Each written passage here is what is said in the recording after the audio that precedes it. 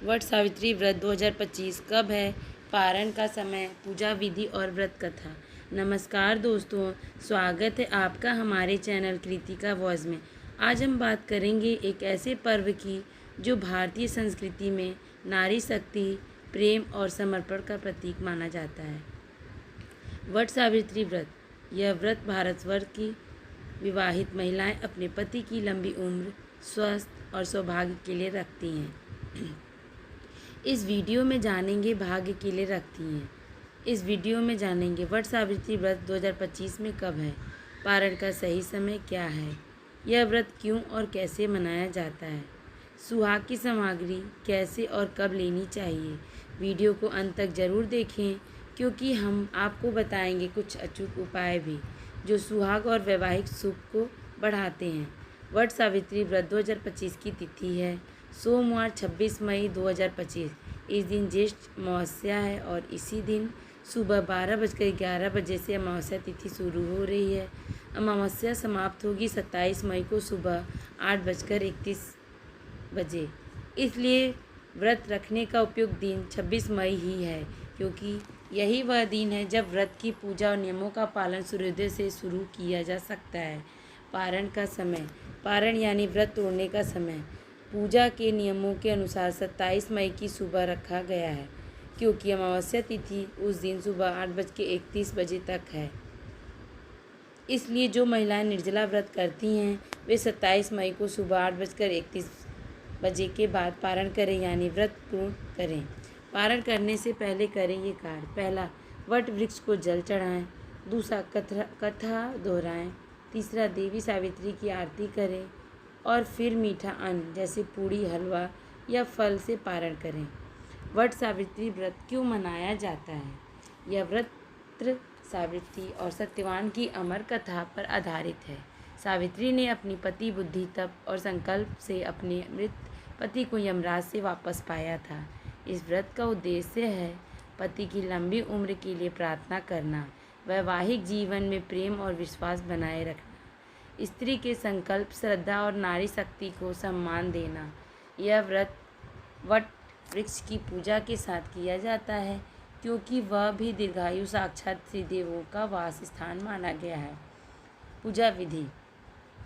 पहला, वट वृक्ष के पास बैठें या घर में प्रतीक रखें। दूसरा, वृक्ष को जल दें, हल्दी कुमकुम लगाएं। तीसरा, कच्चे सूत को 7, 11 या 21 बार वट वृक्ष पर लपेटते हुए परिक्रमा करें। चौथा, ओम सावित्री नमः मंत्र का जाप करें। पाँचवा, व्रत कथा सुने या पढ़ें। छठा, आरती करें और परिवार की सुख शांति के लिए प्रार्थना करें। पूजन सामग्री। कच्चा सूत, रोली, चावल, हल्दी, फूल, फल, मिठाई, नारियल, वट वृक्ष या उसका प्रतीक, मिट्टी से बनाया हुआ सावित्री सत्यवान की प्रतिमा या चित्र, जल का लोटा, दीपक, धूपबत्ती। व्रत कथा। राजा अश्वपति की पुत्री सावित्री ने सत्यवान से विवाह किया। नारद मुनि ने चताया कि सत्यवान अल्पायु है, पर सावित्री ने उन्हें अपनी पति रूप में स्वीकार। एक दिन सत्यवान जंगल में लकड़ी काट रहे थे और मूर्छित हो गए। तभी यमराज उनके प्राण ले जाने आए। सावित्री यमराज के पीछे पीछे चलने लगी।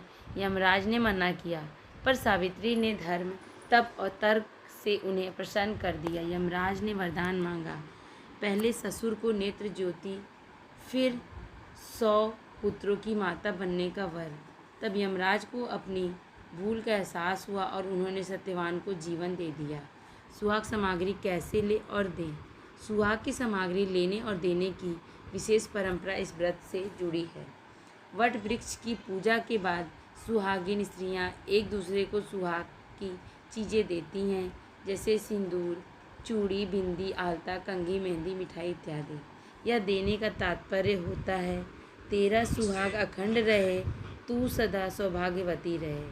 इसे वट सावित्री सुहाग लेन देन कहते हैं। इससे आपसी प्रेम और सामाजिक संबंध भी मजबूत होते हैं। कब लें? पूजा के बाद, जब व्रत कथा समाप्त हो जाए। किससे लें? अपनों से, बड़े या मित्रवत सखियों से। विशेष उपाय और मंत्र।